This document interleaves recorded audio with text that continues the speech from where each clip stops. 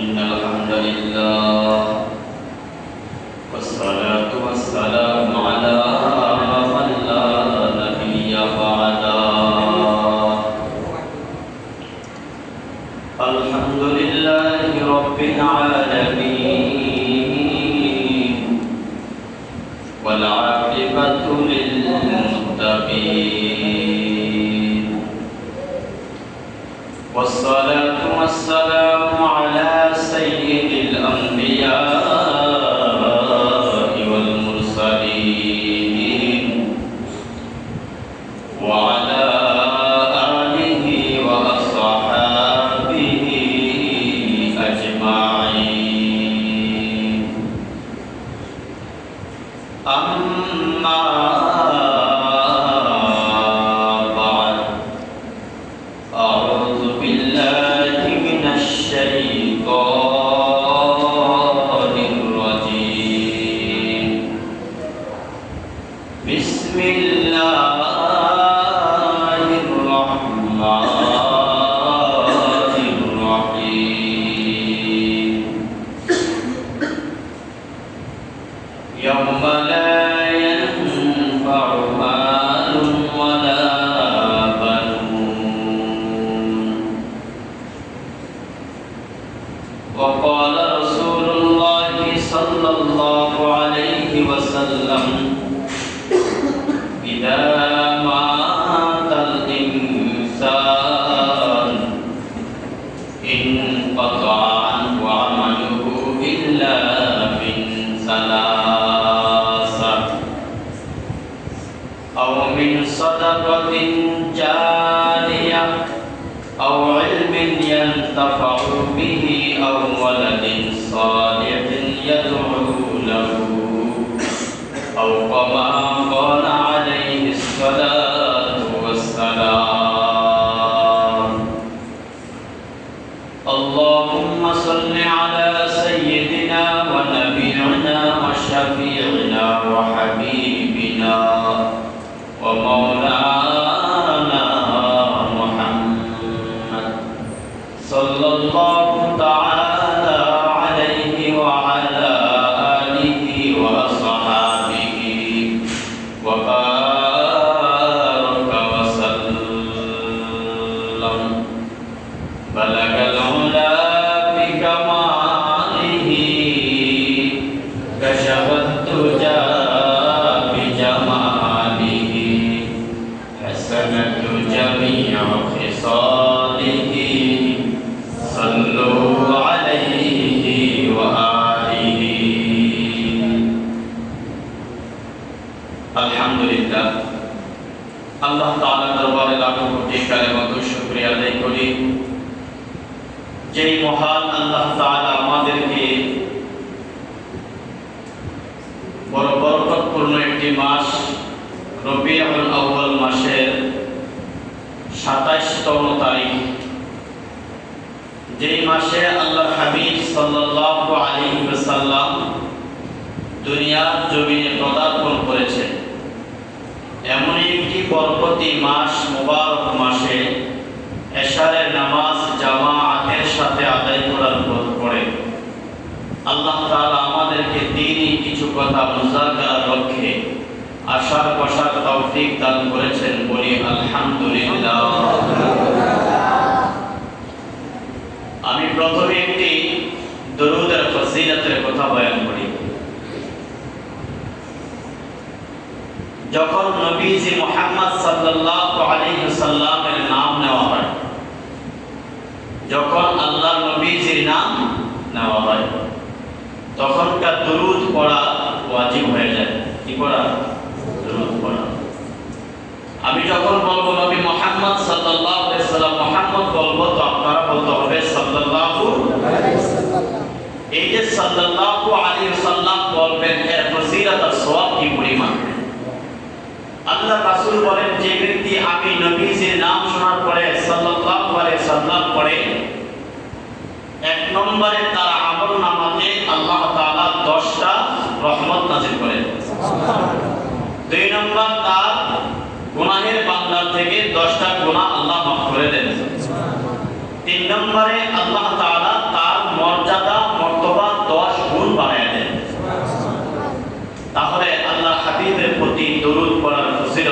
বেশি, তাই না? দুনিয়ার সমস্ত মাখলুকাত আল্লাহ তাআলার জিকির করে কিনা বলেন? করে। দুনিয়ার সব মাখলুকাত আল্লাহ তাআলার জিকির করেন, আল্লাহ তাআলা মাখলুকাতের জিকির করেন। কিন্তু আল্লাহ তাআলা একজন পয়গম্বর মুহাম্মদ সাল্লাল্লাহু আলাইহি সাল্লামের প্রতি দরুদের মাধ্যমে জিকির করেছেন, দরুদ পড়েছেন, শান্তি বর্ষণ করেছেন। আল্লাহ তাআলা বলেছেন, আমি নবী মুহাম্মদ সাল্লাল্লাহু আলাইহি সাল্লামের প্রতি এবং আমার ফেরেশতারা তার প্রতি দরুদ প্রেরণ করে। সুবহানাল্লাহ, সুবহানাল্লাহ। ইন্নাল্লাহা ওয়া মালাইকাতাহু ইউসাল্লুনা আলান নবী। এই আয়াতে কারিমার মধ্যে আল্লাহ তাআলা বলতেছেন, আমি এবং আমার ফেরেশতারা কি করে? দরুদ পড়ে। আমি যে কথাটুকু আপনাদের সামনে আজকে বলতে চাই, আমরা যে আজকের এই মজমাতে বসলাম, আল্লাহ তাআলা আমাদেরকে দুনিয়াতে পাঠাইছেন।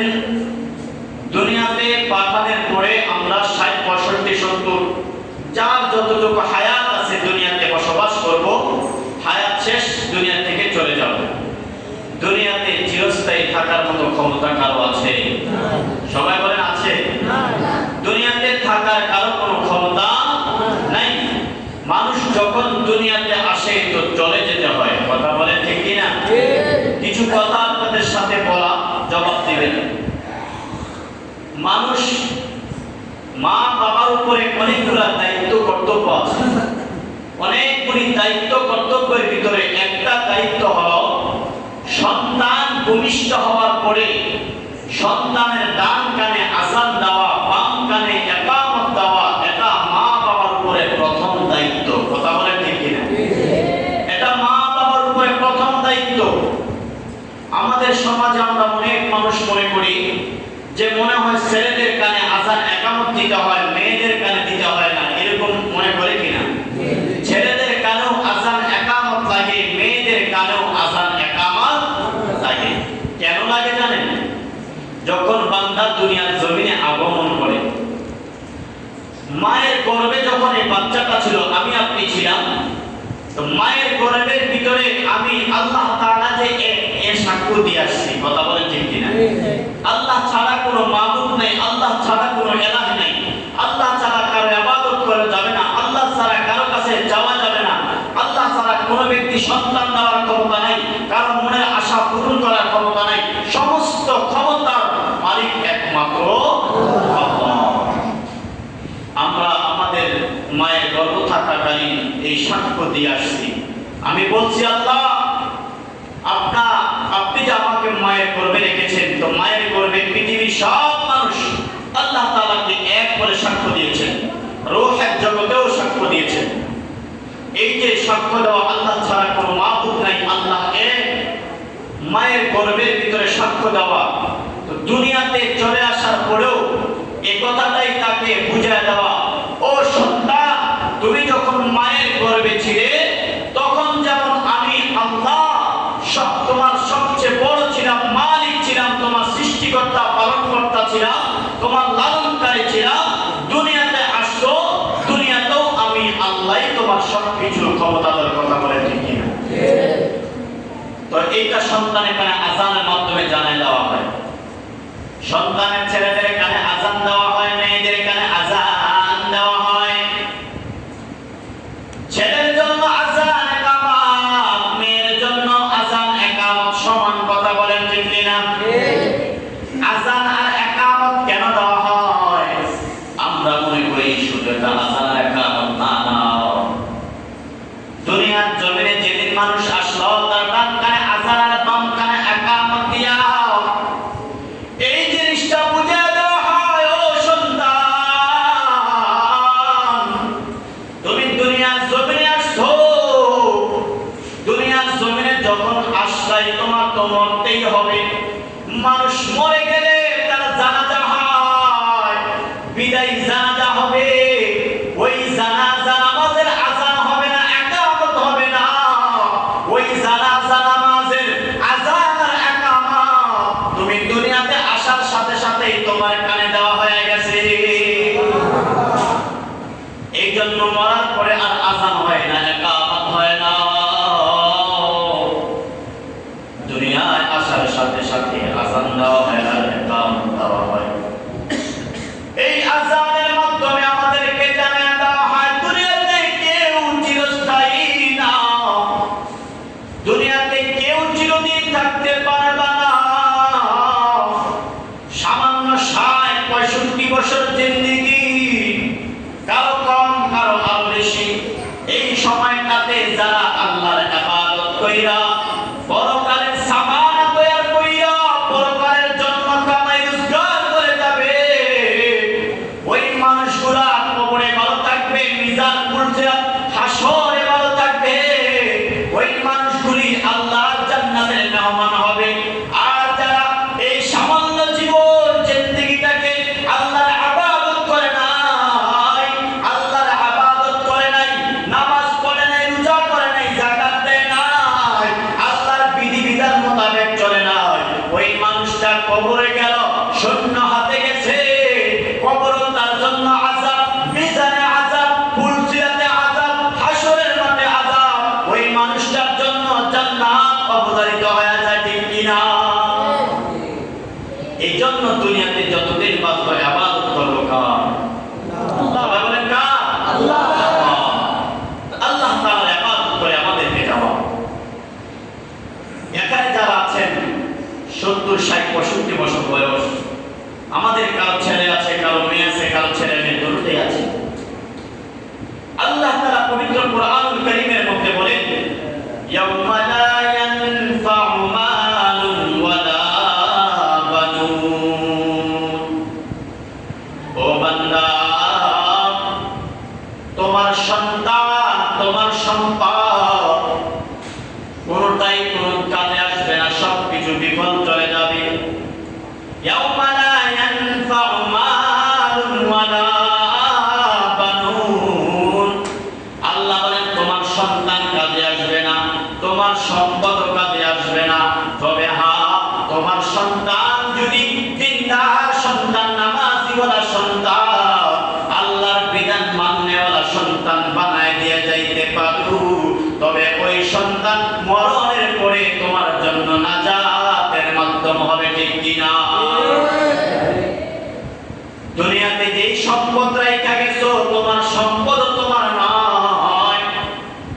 একবার নিজের বিবেকটাকে দিয়ে প্রশ্ন করার চিন্তা করে, নিজে কোনোদিন ভালো খাবার চিন্তা করেন নাই, ভালো পোশাক পরার চিন্তা করেন নাই, সুন্দর পোশাক কোনোদিন পরবেন চিন্তা করেন নাই, সন্তানকে পড়াইছেন।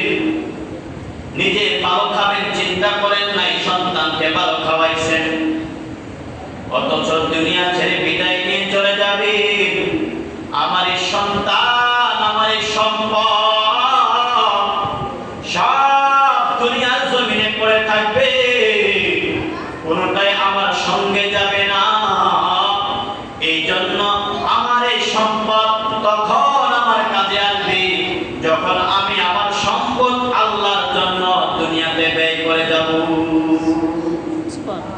যখন আমি আমার সম্পদ আল্লাহর জন্য ব্যয় করে যাব, তখনই আমার এই সম্পদ কাজে আসবে, অন্যথায় কোনো কাজে আসবে।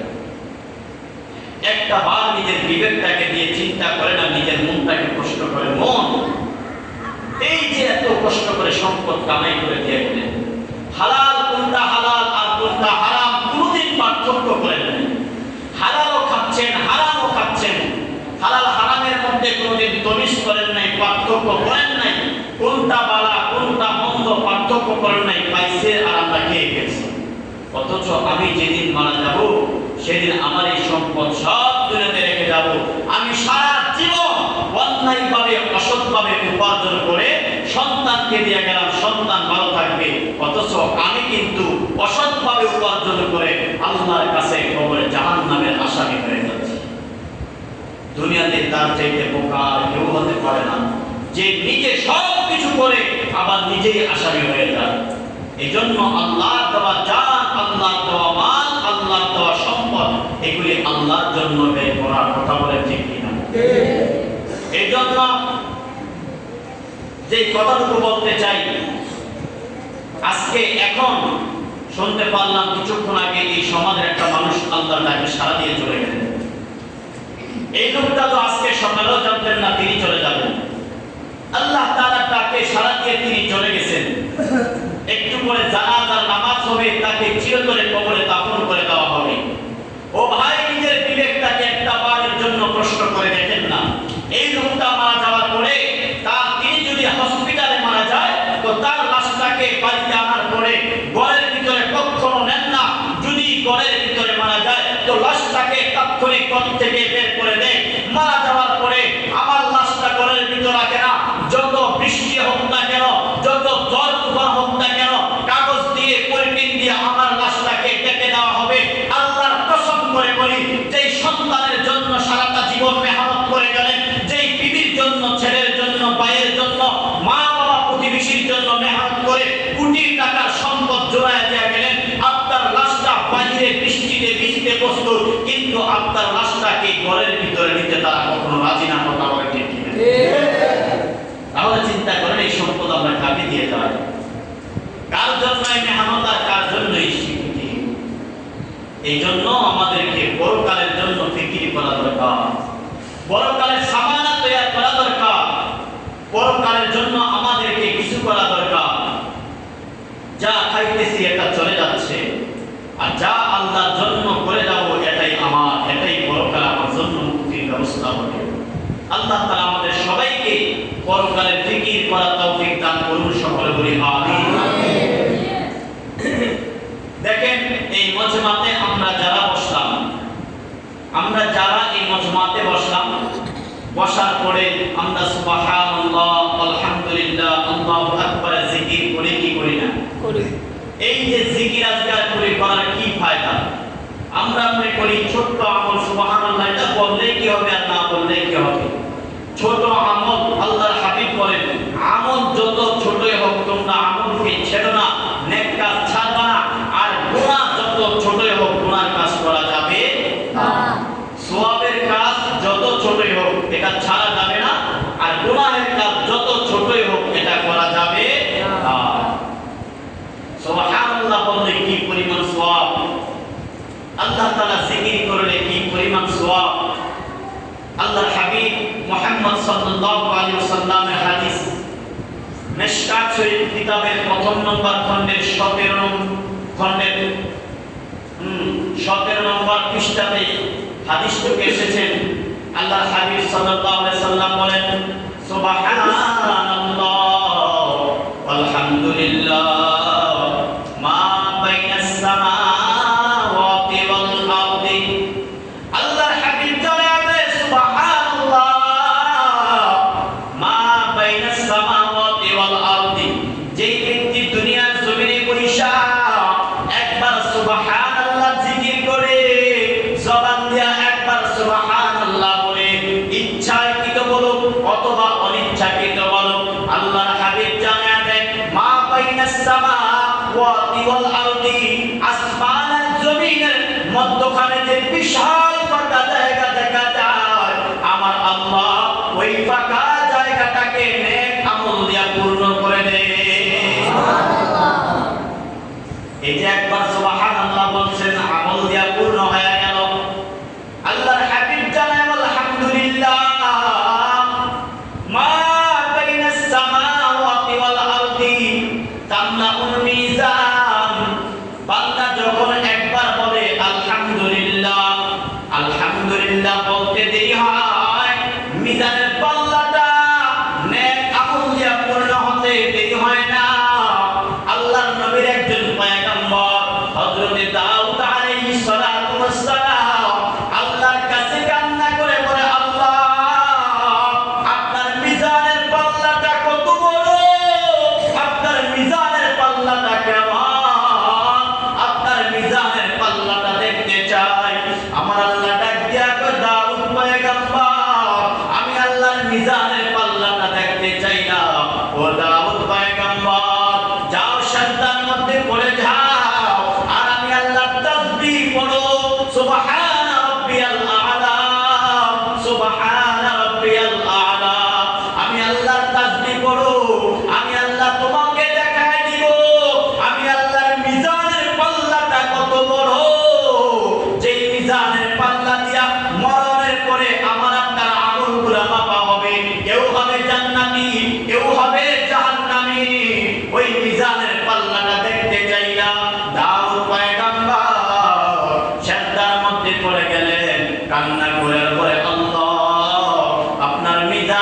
পাল্লাটা কত বড় দেখা দাও।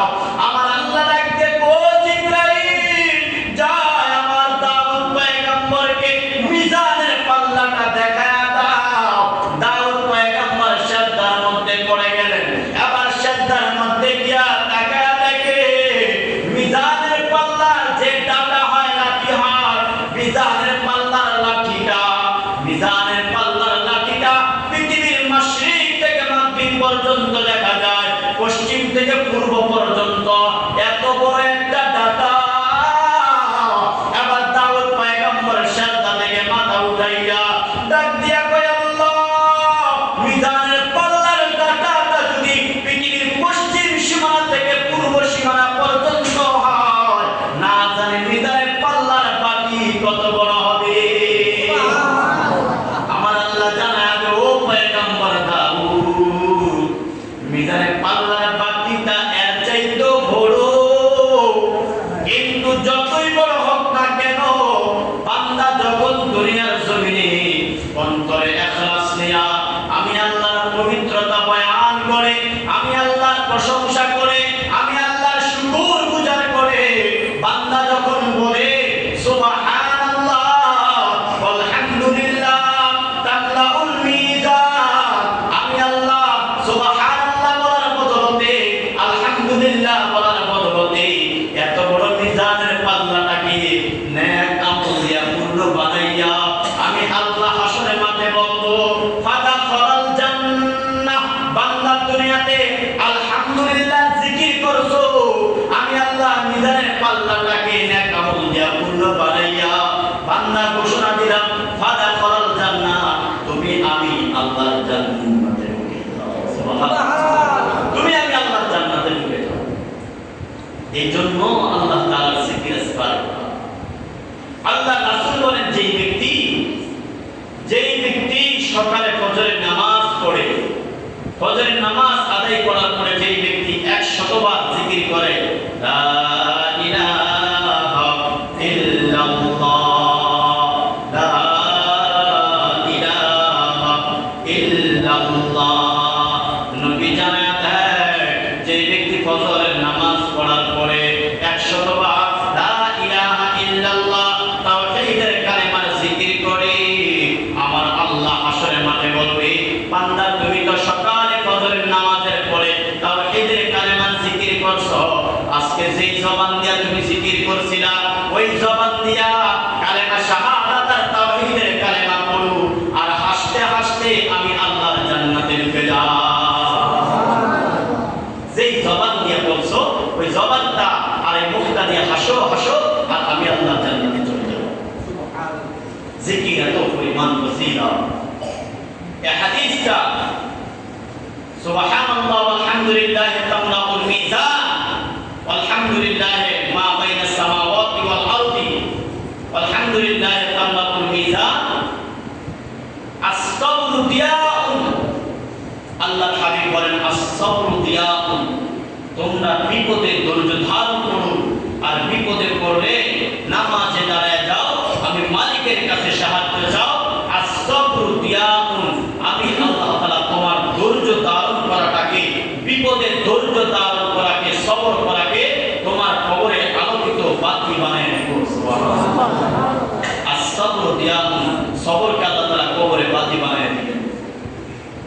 আস-সাদাকাতু বুরহানুন, রাসূল বলেন আস-সাদাকাতু বুরহান, যারা দুনিয়াতে সদকা করবে, দান সাদাকা করবে, আল্লাহ সুবহানাহু ওয়া তাআলা তার কবরটা সাদাকাতু বুরহান, তাকে যে মুনকার নাকির ফেরেশতারা সওয়াল করবে ওই সময় এই সদকাগুলি তার জন্য দলিল হয়ে দাঁড়াবে। সুবহানাল্লাহ, আল কুরআন হুজ্জাতুন লাকা আও আলাইকা, আর যেই ব্যক্তি দুনিয়াতে কোরআন তেলাওয়াত করবে আল্লাহর কোরআন ওই ব্যক্তির পক্ষে দলিল হবে। সুবহানাল্লাহ, এজন্য আমলগুলি করা।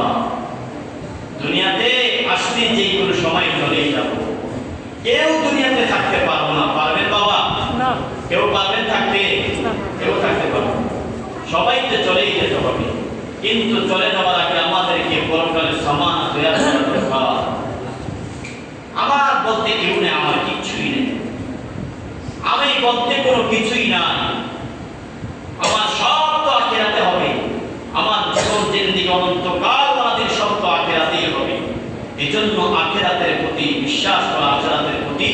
বেশি পরিমাণ জিকির করা, আখিরাতের প্রতি জিকির করা। জাহান্নামের আযাব বড় ভয়ঙ্কর, বড় কঠিন। জাহান্নামের আযাব, হাসরের মাঠের পরিস্থিতি দুনিয়ার কোনো মানুষ সহ্য করার ক্ষমতা না। হাসরের মাঠের অবস্থা কত ভয়ঙ্কর হবে। আল্লাহ হাবিব সাল্লাল্লাহু আলাইহি ওয়াসাল্লাম জানালেন হাসরের মাঠের অবস্থা বড় ভয়ঙ্কর।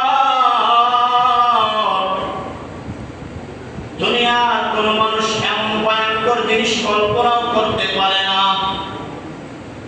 জাহান্নামের আযাব বড় ভয়ঙ্কর। জাহান্নামের আযাব কোন মানুষ কল্পনাও করতে পারে না কি পরিমাণ আযাব হবে। নবীজি আমার যখন মেরাজের মধ্যে যান, মেরাজে যাওয়ার পরে আমার নবীকে জাহান্নামের কিনার দিয়ে হাঁটানো হলো। নবী আমার জাহান্নামের কিনার দিয়ে যায়। নবী জাহান্নামের পাশে দাঁড়ায় গেলেন, তাকায় দেখে এক ব্যক্তির জিহ্বাটাকে টান মেরে মুখ থেকে বাহির কইরা এক হাত আর দুই হাত নয়, জিহ্বাটাকে 70 গজ লম্বা বানায় ফেলছে। খুযুহু ফাগুল্লু সুম্মা জাহিমা সাল্লু সুম্মা ফি সিলসিলাতিন যারউহা ওয়া সাবউন। ওই ব্যক্তির সিদ্ধাটাকে, গলাটাকে 70 গজ শিকল দিয়া জাহান্নামের ফেরেশতারা বাঁধবে। জিহ্বাটা টান মেরে বাহির করবে। 70 গজ দূরে নামার পরে আগুনের একেবারে লাল পেরেক দিয়া জিহ্বাটার মধ্যে গাঁথা হবে। নবী আমার তাকায় তাকায় চোখের পানিগুলো ফেলায় দিছে। ডাক দিয়া কয়, জিবরাইল, এরা কারা? এত শাস্তি কেন তাদেরকে দেওয়া হয়? জিবরাইল ডাক দিয়া কয়, ইয়া রাসূলুল্লাহ, এরা হলো আপনার ওই সকল উম্মত যারা দুনিয়ার জমিনে এই জিহ্বাটা দিয়া হারাম খাইছে, এই জিহ্বাটা দিয়া অন্যের সম্পদ লুণ্ঠন করে খাইছে, এই জিহ্বাটা দিয়া ঘুষের টাকা খাইছে, এই জিহ্বাটা দিয়া যারা সুদের টাকা খাইছে, ওই মানুষগুলির জিহ্বাটা টান মেরে 70 গজ লম্বা কইরা আর মধ্যখানে পেরেক মারবে আর বলবে, এই না ফরমান, কেন দুনিয়াতে সুদ খাইলা? তুমি কি জানতা না 1 টাকার চাইতেও কম পরিমাণ যদি কোনো ব্যক্তি দুনিয়াতে সুদ খায়, ওই ব্যক্তি তার নিজের আপন মায়ের সাথে জেনা করলো। নাউযুবিল্লাহ। যারা এই জিহ্বা দিয়ে হারাম খায় তাদের এইভাবে শাস্তি দেওয়া হবে। এত ভয়ঙ্কর অবস্থা, এত ভয়ঙ্কর অবস্থা হবে। আল্লাহর হাবিবের আরেক হাদিসের মধ্যে পাওয়া যায়, নবী তাকায় দেখে জাহান্নামের মধ্যে এক প্রকার মানুষের পেট বিশাল বড় একটা মুরগির রূপ ধারণ করলো। নবী ডাক দিয়া কয়, জিবরাইল, এরা কারা? এত বড় পেট, আর পেটের নাভির এখান থেকে ছিদ্র বরাবর দিয়ে বিষাক্ত সাপগুলা বের হয়।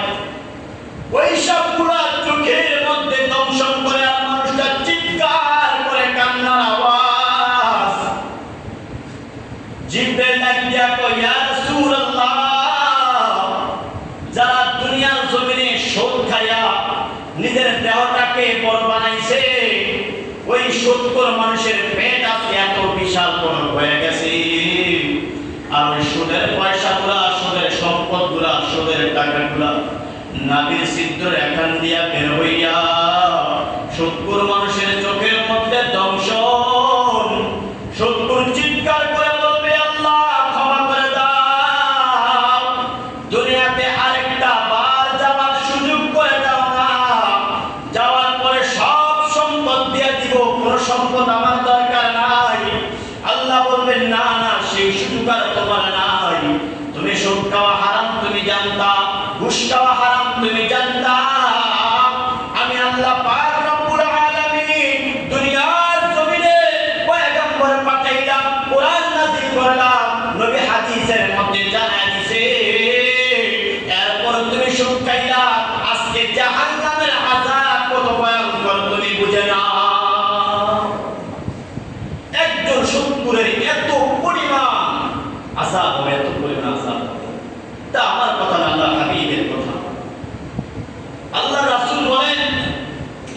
ও জিবরাইল, এগুলা কি দেখাইতেছ আমার? আল্লাহ হাবিব সাল্লাল্লাহু আলাইহি সাল্লাম জাহান্নামের কিনার দিয়ে হাঁটে, তাকায় দেখে জাহান্নামের মধ্যে বিষাক্ত পানির এক বিশাল এক হাউস, যে হাউসের পানিগুলি হলো শুধুই মাত্র মানুষের রক্ত আর পুষ মরক্ত, শুধুই মাত্র দুর্গন্ধযুক্ত পানি। ওই পানির মধ্যে কিছু মানুষ হাবুডুবু খাচ্ছে, সাঁতরাচ্ছে, আর ওই পানিগুলা ডেক তুলে গিয়ে খাচ্ছে আর চিৎকার করে করে খাচ্ছে। নবী ডাক দিয়া কয়, জিবরাইল, এই মানুষগুলি কারা? এত দুর্গন্ধযুক্ত পানির মধ্যে হাবুডুবু খাচ্ছে। আল্লাহর হাবিব বলেন, যারা হারাম খাইতে কখনো দ্বিধাবোধ করে নাই, কোনটা হালাল খাবার কোনটা হারাম খাবার কখনো পার্থক্য করে নাই, কখনো সুদ, কখনো ঘুষ, কখনো জেনা, ব্যভিচার, চুরি, ডাকাতি, অন্যের সম্পদ লুণ্ঠন করে যা খাবার খেতে যারা কোনো প্রকার চিন্তা করে নাই, আজকে তাদের শাস্তি হলো দুনিয়াতে হারাম খাইতে যেমন কোনো ফিকির করস নাই, নে আমি আল্লাহর জাহান্নামে পুষ আর রক্ত আর মরক্ত দুর্গন্ধযুক্ত পানিগুলা খেয়ে দে। দুনিয়ার মধ্যে যে হারাম টাকা খাইছো, ওই হারাম টাকার আজকে করে সমান হলো বিষাক্ত পানি আর বিষাক্ত রক্ত আর পুষ। এটা হলো জাহান্নামীদের জন্য বড়ই ভয়ঙ্কর বড় বেদনা, যারা হারাম খায়। আল্লাহ রাসূল বলেন, আল্লাহর হাবিব সাল্লাল্লাহু আলাইহি সাল্লাম বলেন, হাসরের মাঠের অবস্থা এমন ভয়ঙ্কর হবে, মানুষ চিৎকার করে করে কাঁদবে, মানুষ চিৎকার করে করে কাঁদবে, বলবে আমারে বাঁচাও, আমারে বাঁচাও। হাসরের মাঠে বলবে, একটা সন্তান তার বাবার সামনে দাঁড়ায় বলবে, বাবা তুমি তো আমার বাবা, বাবা আমি একটা মাত্র নেক আমলের জন্য জান্নাতে যেতে পারি না, আমার একটা নেক আমল দাও না বাবা। তখন ওই বাবা বলবে, ইয়াউমা ইয়াফিরুল মারউ মিন আখি ওয়া উম্মিহি ওয়া আবি ওয়া সাহিবাতিহি ওয়া বানি লিকুল্লি ইমরিইন মিনহুম ইয়াউমা ইযিন শাআনুন ইউগনি। তখন বাবা তার সন্তানকে বলবে, আরে দুনিয়া তো আমার কোনো সন্তানের ছিল না, সন্তানের কাছে বাবা বলবে, আমার একটা নেক আমল দাও না বাবা, দুনিয়াতে তুমি কত মেহনত করে আমাকে লালন পালন করেছো, একটা নেক আমলের জন্য আমি তো জাহান্নামের আসামি হয়ে যাচ্ছি। বাবা বলবে আমার সন্তান ছিল না, মা বলবে আমার মেয়ে ছিল না, মেয়ে বলবে আমার মা ছিল না, তোমাকে আমি চিনি না, ভাই তার বোনকে চিনবে না, বোন তার ভাইকে চিনবে না। এইভাবে কত ভয়ঙ্কর অবস্থা হবে চিন্তা করেন, কত ভয়ঙ্কর পরিণত হবে। দুনিয়ার জমিনে যাদের জন্য এত মেহনত আর পরিশ্রম, হালাল হারামের মধ্যে পার্থক্য না করে যে সন্তানের জন্য কোটি টাকা কামাই করে দিয়ে গেলেন, যেই স্ত্রীর জন্য কোটি টাকার সম্পদ দিয়ে গেলেন, যেই মেয়ের জন্য কোটি টাকার সম্পদ দিয়ে গেলেন, হাসরের মাঠে ইয়াউমা ইয়াফিরুল মারউ মিন আখি ওয়া উম্মিহি ওয়া আবি ওয়া সাহিবাতিহি ওয়া বানি। তোমার সেই দিন বাবা তার সন্তান, সন্তান তার বাবাকে, ভাই তার বোনকে, বোন তার ভাইকে, স্বামী তার স্ত্রীকে, কেউ কাউকে পরিচয় দিবে না, শুধু একটা নেক আমলের কারণে। কথা বলেন ঠিক কি না? বলতে আমার কেউ নাই, আমার কেউ নাই, নেক আমল তোমাকে আমি দিতে পারি না, নেক আমল দিতে চাইবে না, কত ভয়ঙ্কর অবস্থা হবে। আল্লাহর হাবিব সাল্লাল্লাহু আলাইহি সাল্লাম বলেন, হাদিসের মধ্যে জানান, হাসরে মাঠ যেদিন কায়েম হবে, আমরা যে মাথার উপরে দিনের বেলা সূর্যটা দেখি, এই সূর্যটা আল্লাহ তাআলা এই সূর্যটা 13টা মুখ বানিয়েছেন। জোরে বলেন কয়টা মুখ? 13টা। সবাই বলেন কয়টা? 13টা। এই সূর্যের 13টা মুখ আল্লাহ বানিয়েছেন। 13টা মুখ বানানোর পরে আল্লাহ তাআলা বললেন, ফেরেশতারা 13টা মুখের 12টা মুখ একেবারে বন্ধ করে দাও, 12টা মুখ দিয়ে যেন সামান্য পরিমাণ আলো দুনিয়াতে রৌদ্র না যাইতে পারে, আর একটা মুখের আলো দুনিয়াতে দাও, তাও আবার উল্টা পিঠ, বাউ পিঠের আলো দিলে বান্দা সহ্য করতে পারবে না, উল্টা পিঠের আলো দুনিয়াতে ছেড়ে দাও। আল্লাহ তাআলার হুকুমে ফেরেশতারা যখন 12টা মুখ বন্ধ করে একটা মাত্র সূর্যের আলোর মুখ দুনিয়াতে ছেড়ে দিবে, তাও উল্টা পিঠ করে, আর উল্টা পিঠের মধ্যে দৈনিক 70,000 ফেরেশতা, 70,000 ফেরেশতা সেই সূর্যের উল্টা পিঠের মধ্যে বরফ চলতে থাকবে, আইস চলতে থাকবে আর চলতে থাকবে। একবার চিন্তা করেন, উল্টা পিঠের আলোটা দুনিয়ার জমিনে আমাদেরকে আল্লাহ তাআলা সূর্যের আলো দেন, উল্টা পিঠের আলো, তাও আবার 70,000 ফেরেশতা বরফ চলতে থাকে, তারপরেও এই আলোটা এত পরিমাণ গরম হয়, আমরা এসির করে থাকতে হয়, পাকার করে থাকতে হয়, বাতাসে যাইতে হয়, এয়ার কন্ডিশনে যাইতে হয়, সামান্য এতটুকু আলোর গরম আমরা সহ্য করতে পারি না, কথা বলেন ঠিক কি? এতটুকু আলো আমরা সহ্য করতে পারি না। আর হাসরের ময়দানের অবস্থা কেমন হবে জানেন? আল্লাহ তাআলা বলবেন, ও ফেরেশতারা, আমি আল্লাহ তো 13টা সূর্যের মুখ বানিয়েছি। কাহা তো 13টা মুখের ভিতরে আজকে হাসরের মাঠে 13টা মুখের আলোই ছেড়ে দে। নাফরমান বুঝো, আমি আল্লাহ তাআলা নামাজ ফরজ করেছিলাম, বান্দা নামাজ কেন পড়ে নাই?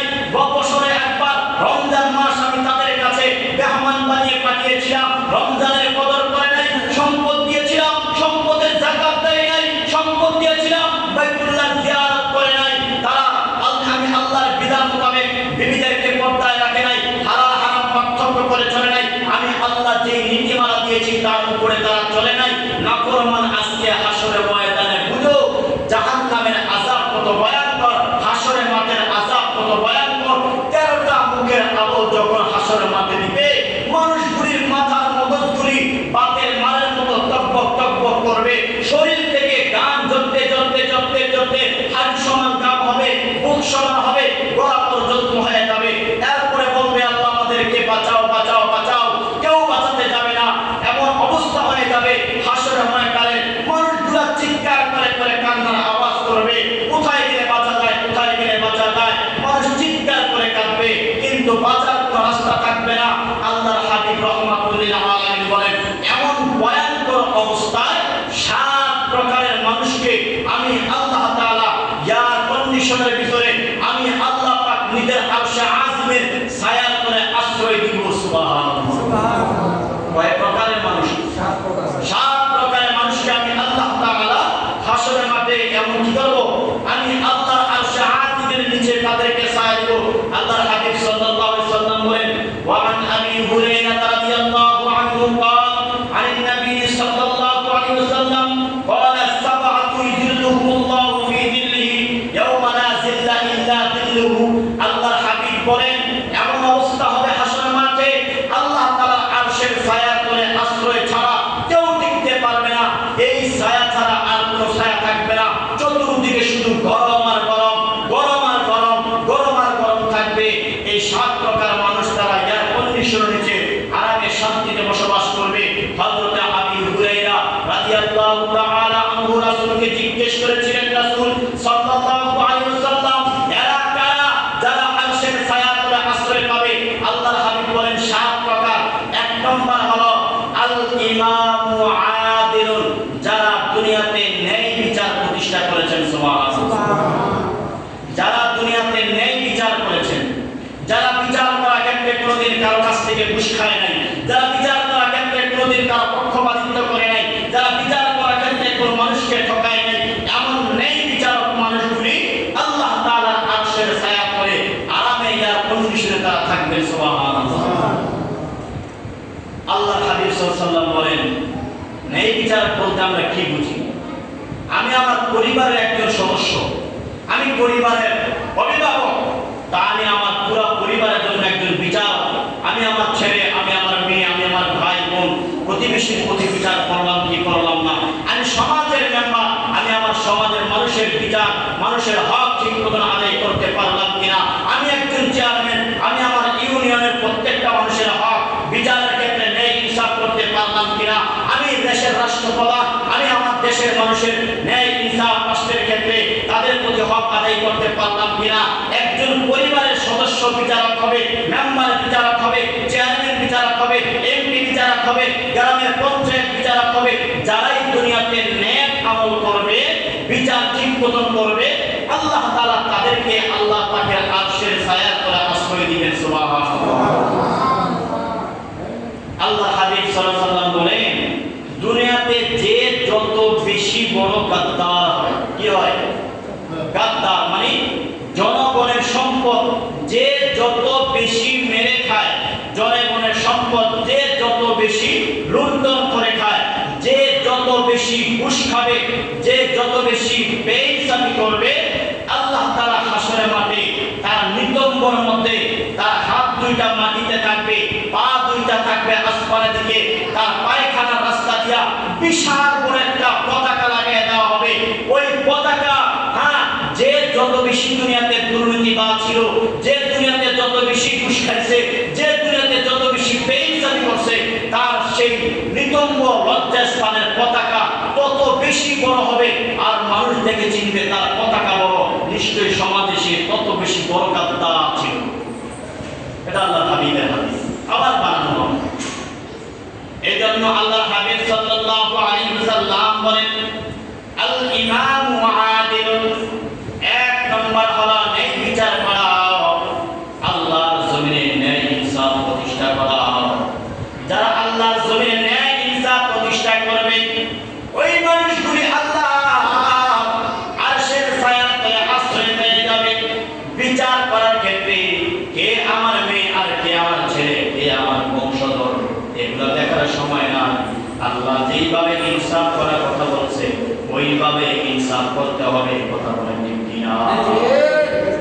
আমাদের সমাজে বর্তমানে এমন অবস্থা হয়ে গেছে, সমাজের ভিতরে অনেক বেশি টাকাওয়ালা, টাকার কারণে তার বিচার হয় না, আছে না নাই? সমাজের ভিতরে তার 10টা 5টা ছেলে আছে, ক্ষমতাশীল টাকাওয়ালা, 10টা অন্যায় করলেও তার কোনো বিচার হয় না। আবার সমাজের নিম্ন প্রজাতির মানুষ, গরিব মানুষের ছোট্ট বিচার করে, সমাজের মানুষ তার বিচার করার জন্য পাগল পারা হয়ে যায়। কথা বলেন ঠিক কিনা? আল্লাহর হাবিব বলেন, না এটা ইনসাফ নয়। আল্লাহর নবীর জামানায় নবীর মেয়ে, আল্লাহর হাবিবের জামানায় নবীজির বংশের কুরাইশ বংশের একটা মহিলা চুরি করলো। চুরি করার পরে নবীজি তো প্রধান বিচারপতি, আমার নবী যেমন পয়গম্বর ছিলেন, প্রধান বিচারপতি ছিলেন, নবী আমার বিচারকের আসনের মধ্যে বসা, চতুর্দিকে সাহাবায়ে কেরাম বসা। নবীর বংশের নারী কুরাইশ বংশের মহিলা চুরি করছে, ওই মহিলাটার আবার বিচার হবে, নবী বিচার করবেন। কারণ কোরআন অনুযায়ী চোরের বিচার হলো আস-সারিক ওয়াস-সারিকাতু, চোর এবং চুরির তোমরা হাত কেটে দাও, এটা হলো কোরআনের বিচার। আল্লাহর হাবিব বিচার করবেন, হাত কেটে দিবেন। চতুর্দিকে সাহাবায়ে কেরাম বসা, সাহাবায়ে কেরাম ভয় পাচ্ছেন, হায় হায় নবীর বংশের মহিলা চুরি করলো, যদি তার বিচার হাত কাইটা দেন, একটা ইজ্জতের ব্যাপার স্যাপার তো আছে। কিন্তু নবীরে কে বলবে নবী আমার বিচার একটু কমায়া করেন, এমন সাহস তো কোনো সাহাবীর হয় নাই। আল্লাহর নবীর একজন নাতি ছিল, পালক পুত্র যায়েদ বিন হারেসার সন্তান, নাম হলো উসামা। স্বাভাবিকভাবে দাদারা নানারা নাতিকে খুব ভালোবাসে। সব সাহাবী চিন্তা করেন উসামা ছোট বাচ্চা, নবীও তারে খুব ভালোবাসে। এই উসামা যদি নবীর কাছে গিয়া বলেন, নবী হয়তো বিচার একটু কমায় করতে পারেন। নবীর সাহাবায়ে কেরাম দেখো, উসামা যাও নবীর দরবারে গিয়ে বলো, ও পয়গম্বর, এই মহিলা তো কুরাইশ বংশের মহিলা, চুরি করলে হাত কাটতে হয়, যদি হাত কাটা দেন ইজ্জতের ব্যাপার স্যাপার, আপনার বংশের মহিলা হাত কাটার প্রয়োজন নাই, সামান্য একটু আঙ্গুল থেকে সামান্য একটু কাটা দেন। এই কথা যখন উসামা বলছেন, আল্লাহর হাবিব সাল্লাল্লাহু আলাইহি ওয়াসাল্লাম চেয়ারের মধ্যে বসা ছিলেন, দাঁড়ায় গেছেন। হাদিসের মধ্যে পাওয়া যায় আল্লাহর হাবিবের চোখগুলো লাল হয়ে গেল, গালগুলি লাল হয়ে গেল, নবীজির চেহারার মধ্যে রাগ এসে গেছে। আল্লাহর হাবিব ডাক দিয়া কয়, কার এত বড় সাহস আমি নবীর বিচারের মধ্যে এসে সুপারিশ করে, এত বড় সাহস কার? আজকে এই মহিলা চুরি করছে, হাত কাটার ব্যাপারে বলতেছো, শীতলতা করার জন্য না। আজকে আমার কলিজার টুকরা মেয়ে ফাতেমা যদি চুরি করতো, আমি পয়গম্বর মুহাম্মদুর রাসূলুল্লাহ সাল্লাল্লাহু আলাইহি ওয়াসাল্লাম আমার কলিজার টুকরা মেয়ে ফাতেমা হাত কাটতো, সামান্য পরিমাণ দ্বিধাবোধ করতাম না। সুবহানাল্লাহ। আমি আমার মেয়ে হাত কাটতো, দ্বিধাবোধ করতাম না। আল্লাহর হাবিব বলেন, যারা বিচারের ক্ষেত্রে নিজের গোষ্ঠী, নিজের বংশ, নিজের সমাজ, নিজের গ্রামের দিকে টাকা টাকা বিচার করে, তারা কখনো অনেক বিচারক হতে পারে না। আল্লাহর হাবিব বলেন, যারা ন্যায় ইনসাফের বিচার করে, আল ইমামু আদিলুন, তারা আল্লাহর আরশের ছায়ার তলে আশ্রয় পাবে। 2 নম্বর হলো ওয়াশাবু নাশা ফি ইবাদাতিল্লাহ, আল্লাহর হাবিব বলেন 2 নম্বরে ওয়াশাবুন শাআ ফি ইবাদাতিল্লাহ, ওই যুবক আল্লাহর আরশের ছায়ার তলে আশ্রয় পাবে যেই যুবক যৌবনকালে নামাজ ছাড়ে নাই, যেই যুবক যৌবনকালে নবীর সুন্নাত ছাড়ে নাই, যেই যুবক যৌবনকালে আল্লাহর বিধান মোতাবেক চলছে, ওই যুবক মরণের পরে আমার আল্লাহর আরশের ছায়ার তলে আশ্রয় পাবে। সুবহানাল্লাহ। ওয়াশাবুন শাআ ফি ইবাদাতিল্লাহ, 3 নম্বরে আল্লাহর হাবিব বলেন ওয়ারাজুলুন কলবুহু মুআল্লাকুন ফিল মাসাজিদি, আল্লাহর হাবিব বলেন 3 নম্বর হলো ওয়ারাজুলুন কলবুহু মুআল্লাকুন ফিল মাসাজিদি, 3 নম্বর হলো ওই মানুষগুলি আরশের ছায়ার তলে আশ্রয় পাবে যারা মসজিদে এশারের নামাজ পড়ার পরে মনে মনে চিন্তা করে বাড়িতে গিয়া ঘুমাইব, কখন আবার ফজরের আযান হবে, আবার মসজিদে এসে নামাজ পড়ব, তার মনটা তার হৃদয়টা মসজিদের দিকে ধাবিত থাকে।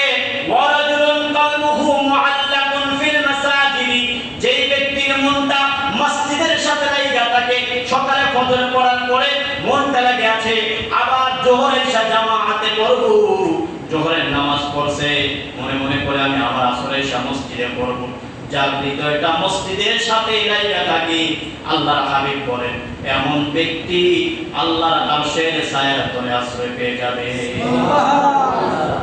ওয়ারাজুলুন তাহাব্বান ফিল্লাহি ইজতামান আলা যালিকা ওয়া তাফাররাকা আলাইহি, ওই ব্যক্তি আল্লাহর আরশের ছায়ার তলে আশ্রয় পাবে যে ব্যক্তি কাউকে ভালোবাসে আল্লাহর খুশির জন্য, আবার কাউকে ঘৃণা করে আল্লাহর খুশির জন্য। বলে আল্লাহর খুশির জন্য আর কেউ কাউকে ভালোবাসা হয় কিনা আল্লাহর খুশির জন্য হয় কেমন করে? বলে আপনি দিনদার নামাজি পড়েন, একটা মানুষ আপনার কাছে আইসা বলল ভাই আমার সমাজে একটা নাচ হবে, গান হবে, যাত্রা গান হবে, দাও তুমি চাঁদা দাও, তুমি বলছো দিব না, এবার তার সাথে শত্রুতা তৈরি হয়ে গেল, এই শত্রুতা হওয়া তাকে না দেওয়া এটাও একমাত্র আল্লাহর খুশির জন্য, ঠিক কিনা? কাউকে ভালোবাসা আল্লাহর খুশির জন্য।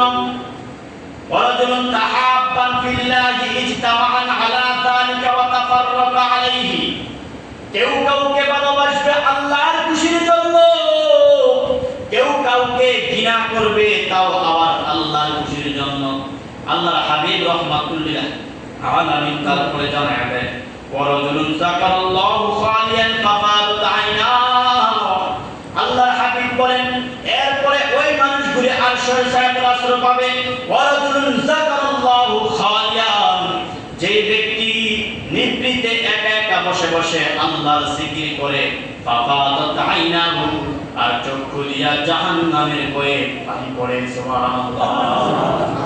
যে ব্যক্তি একা একা জিকির করে আর চক্ষু দিয়া ফাফাদাত আইনাহু, চক্ষু দিয়া আল্লাহর ভয়ে পানি পড়ে, জাহান্নামের ভয়ে পানি পড়ে, জান্নাতের আশায় পানি পড়ে। আম্মা জান আয়েশা সিদ্দিকা রাদিয়াল্লাহু তাআলা আনহা নবীকে ডাক দিয়া কয় পয়গম্বর আপনার উম্মতের ভিতরে এমন কোন উম্মত আছে কিনা যে উম্মতটা আল্লাহর জান্নাতে হাসতে হাসতে দৌড়ে চলে যাবে? নবী বললেন হ্যাঁ। বলে কে?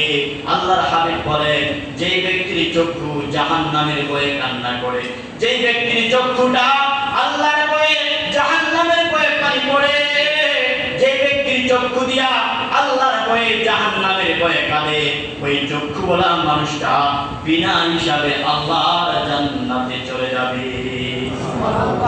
এই জন্য আল্লাহ বলেন ফালিয়াদহাকু কালিলান ওয়া ইয়াবকু কাসীরান, তোমরা বেশি বেশি কাঁদো, কম কম হাসো।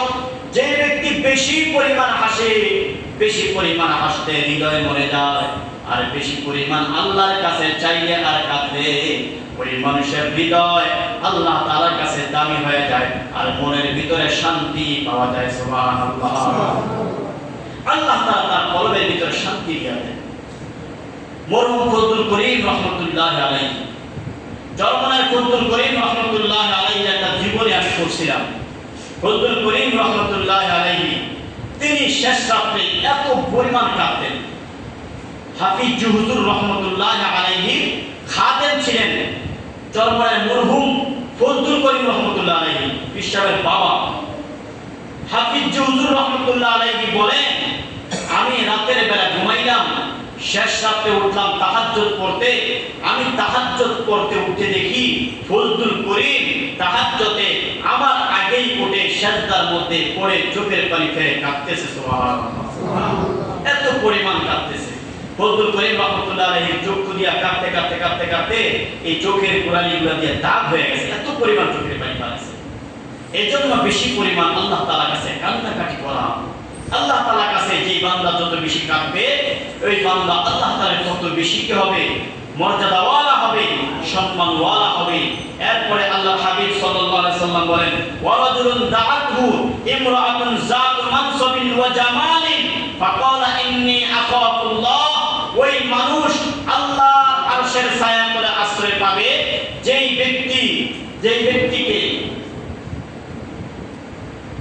ব্যক্তিকে দুনিয়ার কোন সুন্দরী নারী, রাজা বাদশাদের কোন মেয়ে সুন্দরী নারী যদি কোন যুবককে ডাক দিয়া বলে, এই যুবক, আমি তো এই দেশের রাজার মেয়ে, সবচেয়ে সুন্দরী নারী, আসো আমার সাথে জানা ব্যভিচার করো।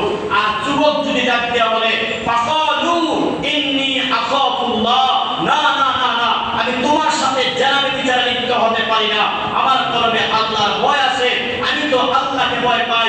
মেয়ে যদি বলো, দুনিয়ার কোনো মানুষ দেখবে না, ঘরের দরজা জানালা বন্ধ থাকবে, আমি তোমার সাথে জানা ব্যভিচার করতে চাই। আর যুবক যদি বলে, আরে তুমি জানা ব্যভিচার করতে চাও, দরজা বন্ধ থাকবে, দুনিয়ার সব দরজা বন্ধ থাকলে কি হবে, আমার আল্লাহর প্রকৃত ফাঁকি দেওয়ার কোনো ক্ষমতা কারো না। তুমি নিজের বিবেককে প্রশ্ন করো, কতটুকু হালাল পথে তুমি চলো, আমি কতটুকু হালাল পথে চলি। আমার সমাজের মানুষ না জানো, আমার বাবা না জানো, আমার ভাই না জানো, আমার প্রতিবেশী না জানো, আমি তো জানি আমি কতটুকু হালাল পথে চলি, আমি কতটুকু হারাম পথে চলি। এই জন্য আল্লাহর হাবিব বলেন, যেই দেহ, যেই শরীর হারাম খাবারের মাধ্যমে তৈরি হয়, হারাম খাবারের শরীর আল্লাহর জান্নাতে যায় না। এই জন্য হারাম খাবার শরীর আল্লাহ তাআলা জান্নাতে যায় না। আল্লাহ হাবিব সাল্লাল্লাহু আলাইহি ওয়াসাল্লাম পরে বলতেছেন, ওয়ারাজুলুন তাসাদদাকা বিসাদাকাতিন ফাআফাহা। ওই ব্যক্তি আল্লাহর আরশের ছায়াতলে আশ্রয় পাবে যেই ব্যক্তি আল্লাহর খুশির জন্য দান করে, তার ডান হাতে দান করে তার বাম হাতে টের পায় না। তার ডান হাতে দান করলে বাম হাতে কি করে না, জানে না, ওই ব্যক্তি আল্লাহর আরশের ছায়াতলে আশ্রয় পাবে। এই জন্য মেরে ভাই দোস্ত, আজকের বয়ানের সারমর্ম এই কথাটুকুই। আমি আমার নিজের বিবেককে প্রশ্ন করা, আমি দুনিয়াতে আসলাম, ৬০-৬৫ বছর জিন্দেগি দুনিয়াতে খাইলাম, থাকলাম, ফিরলাম, ঘুমাইলাম, আমি দুনিয়ার জন্য কি মেহনত করেছি আর আখিরাতের জন্য কি মেহনত করেছি, দুনিয়ার জন্য কি করলাম আর আখিরাতের জন্য কি করলাম, দুনিয়ার জন্য কতটুকু সময় ব্যয় করলাম, আখিরাতের জন্য কতটুকু সময় ব্যয় করলাম। সারাদিন ব্যবসা বাণিজ্য নিয়ে পড়ে থাকলাম, সারাদিন চাকরি নিয়ে পড়ে থাকলাম, অথচ ফজরের নামাজ আমি পড়তে পারিনি। আল্লাহ রাসূল বলেন, যেই ব্যক্তি ফজরের নামাজ পড়ে, ওই ব্যক্তি তার সারাটা দিন বিক্রি করেছে আল্লাহ তাআলার কাছে। আর যে ব্যক্তি ফজরের নামাজ পড়ে না, ওই ব্যক্তি তার সারাটা দিন বিক্রি করেছে শয়তানের কাছে। কার কাছে? শয়তানের কাছে। এই জন্য যারা ফজরের নামাজ পড়ে, ফজরের নামাজের পরে যে আবহাওয়াটা থাকে, এটা হলো মুনাফিক মুক্ত আবহাওয়া।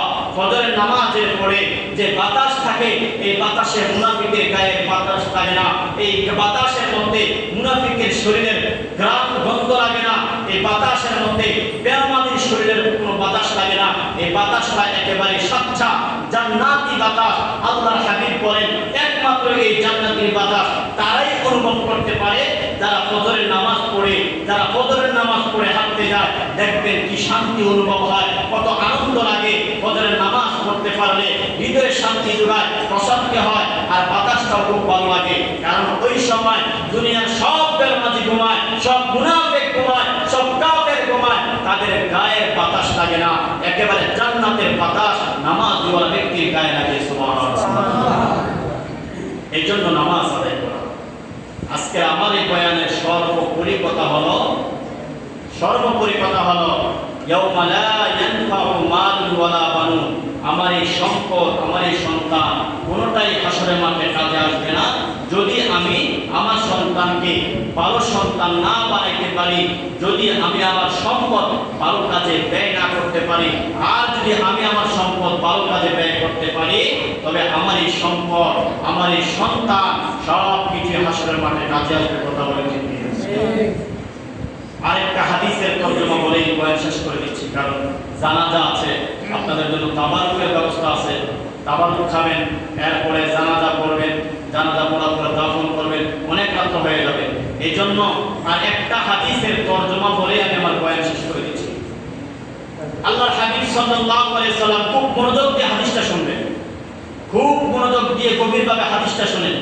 আল্লাহর হাবিব সাল্লাল্লাহু আলাইহি সাল্লামের হাদিস মুসলিম শরীফ কিতাবের 3 নম্বর খণ্ডের 73 নম্বর পৃষ্ঠায় আল্লাহর নবী যে হাদিসটুকু আসছেন, ইজা মাতাল ইনসান ইনকাতা আনহু আমালুহু ইল্লা মিন সালাসা।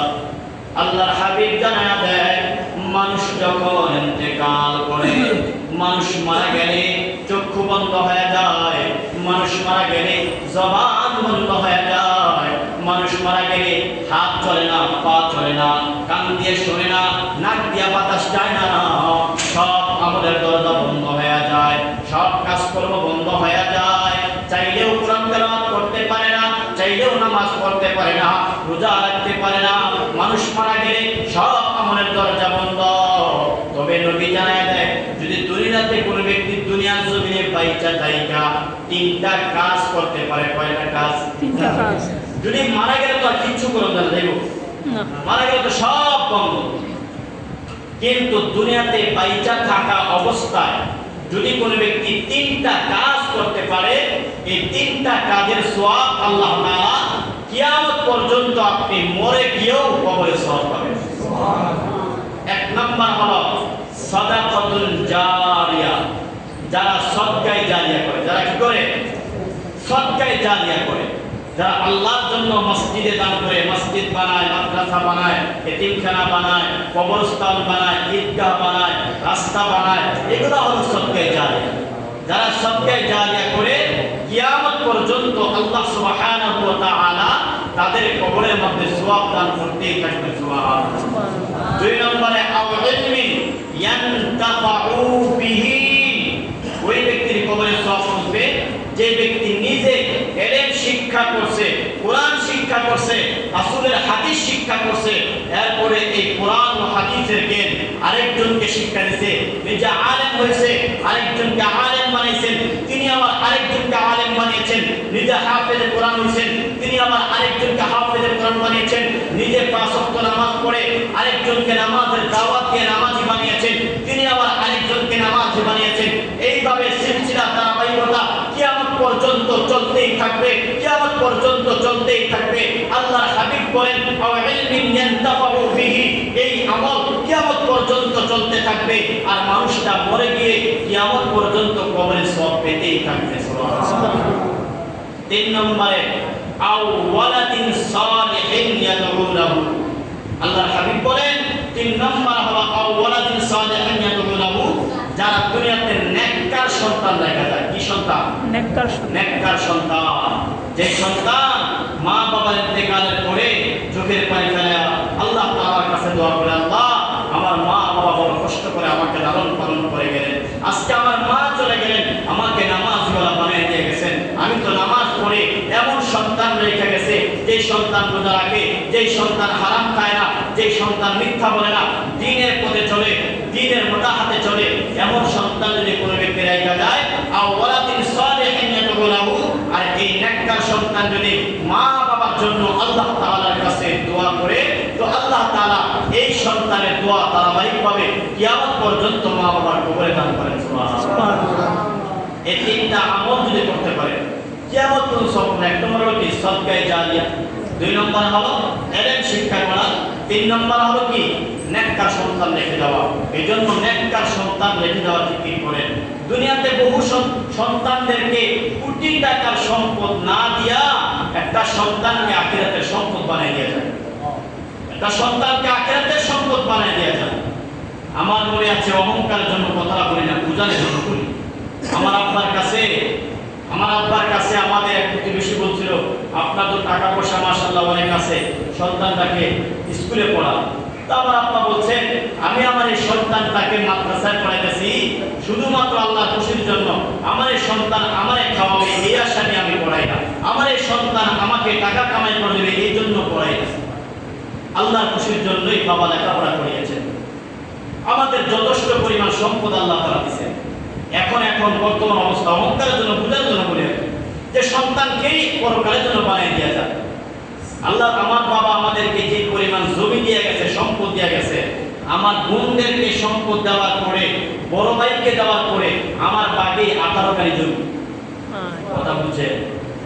আমার ভাই নিছে, বোনেরা নিছে, বোনেরা কইছে যে তোকে সব সম্পদ চাই না, আমাদের পছন্দ মতো 3 কানি জমি দিয়ে দে। 3 কানি জমিদার নিতে 3 কোটি দিয়ে রাস্তা হয়ে গেছে। কারণ বোনেদের সম্পদ দিতে হবে। 18 কানি জমি আমি বাগে পাইছি, আমার বড় ভাই 18 কানি পাইছে, বোনেরা 3 কানি দিছে। এরপর নিজে তো কামাই করে জড়াইছি। আল্লাহ তাআলা অনেক সম্পদ দিয়েছে। কথা এটাই বুঝাতে চাই, এই সম্পদ বাবা রেখে গেছেন, কিন্তু বাবার দেওয়া সম্পদ এখন বেচতে রাজি না। বেশি না কেন? বেশি না, আরে বাবা দিয়ে গেছে সম্পদ, আরো পারলে যোগায় আমি আমার সন্তানকে দিয়ে যাচ্ছি। কিন্তু আমাদের মন মানসিকতা এমন হওয়া দরকার, না না না না, আমি শুধু কি সম্পদ যোগায় যাব, আমি আমার একটা সন্তানকে আখিরাতের সম্পদ বানিয়ে দিয়ে যাব। আমি আমার একটা সন্তানকে আখিরাতের সম্পদ বানিয়ে দিয়ে যাব। আপনার সন্তান দুইজন, একজনকে আলেম বানান, আরেকজনকে ডাক্তার ইঞ্জিনিয়ার বানান। আপনার সন্তান তিনজন, একজনকে আলেম বানান, একজনকে ডাক্তার বানান, আরেকজনকে টিচার বানান। আপনার সন্তান চারজন, আপনার মেয়ে আছে, এক একজনকে হালতে লেখাপড়া করান, দ্বীনের পথে চালান। সবাইকেই মাদ্রাসায় পড়ে আলেম বানাইতে হবে এরকম কোনো কথা যে আপনার 3 সন্তান 3 জনকে আলেম বানাইতে হবে এরকম কথা আছে? আপনি যদি পারেন সেটা হচ্ছে আলহামদুলিল্লাহ। দেশে ডাক্তারের দরকার আছে, ইঞ্জিনিয়ারের দরকার আছে, শিক্ষকের দরকার আছে। এই জন্য যে কথাটুকু আমি আপনাদের কাছে বলতে চাই, সেই কথাটুকু হচ্ছে যে আখিরাতের জন্য কিছু তৈরি করে যাওয়া, আখিরাতের জন্য যতটুকু রেখে যাবেন এটাই আপনার, আর যা দুনিয়াতে রেখে যাবেন এটা আপনার না। আপনার সন্তান, আমার সন্তান আমার ইন্তেকালের পরে দান করবে, আমার ইন্তেকালের পরে আমার সন্তান সদকা করবে আমার সম্পদ থেকে, এটার কোনো গ্যারান্টি নাই। কিন্তু আমি থাকতে যদি দান করে যেতে পারি এটাই আমার জন্য পরকালের সম্পদ। এই জন্য আল্লাহ তাআলা আমাদের সবাইকে পরকালের সামানা, পরকালের সম্পদ তৈরি করার তৌফিক দান করুন। সকলে বলি আমিন। আমরা প্রত্যেকের জন্যই দোয়া করব। অনেক মানুষ অসুস্থ আছে, আল্লাহ তাআলা যেন তাদেরকে সুস্থতার নেক হায়াত দান করেন। যারা দুনিয়া ছেড়ে চলে গেলেন, কবরবাসী হয়ে গেলেন, তাদের তো আর কিছু নেই, আমরা দোয়া করতে পারবো তাদের জন্য, তাই না? আমরা তাদের জন্য দোয়া করা, আল্লাহ তাআলা যেন তাদের কবরগুলিকে জান্নাতের বাগান বানিয়ে দেন। যারা প্রবাসী আছে তাদের জন্য দোয়া করা, আল্লাহ তাআলা যেন তাদেরকে নেক হায়াত দান করেন। যারা বিপদগ্রস্ত আছে তাদের জন্য দোয়া করা। হ্যাঁ, আজকের মাহফিল কবরবাসীদের রূহের মাগফিরাত কামনায় আজকের এই দোয়ার অনুষ্ঠান করা। আসলে গতানুগতিক মাহফিল না, গতানুগতিক ওয়াজও না, কিছু কথা আপনাদের সাথে মজা করা। আপনারা এখানে যারা আছেন, আপনাদের আমলের তুলনায়, আখলাকের তুলনায় সবচেয়ে নাখান্দা গুনাহগার হচ্ছে আমি। আপনাদের আমলের তুলনায় আমার কিচ্ছু নাই। আপনাদের যে পরিমাণ আমল সেই পরিমাণ আমার কোনো কিচ্ছু নাই। আমি সবচেয়ে বেশি এই মজমার ভিতরে গুনাহগার। আপনাদের কাছে দোয়া নেওয়ার জন্য, দোয়া চাওয়ার জন্য আসা আর কিছু। আমার সম্ভবত বুধবার রাত্রে না বুধবারের দিনে